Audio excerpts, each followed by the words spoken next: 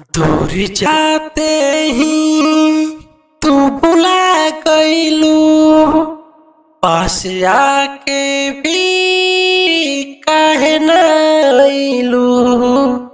दूर जाते ही तू भुला गईलू, पास आके भी काहे न आइलू।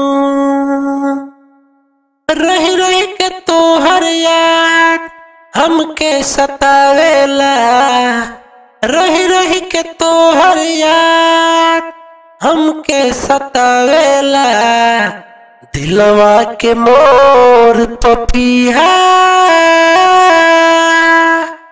तोहके बुलावेला। दिलवा के मोर पपिया तोहके बुलावेला।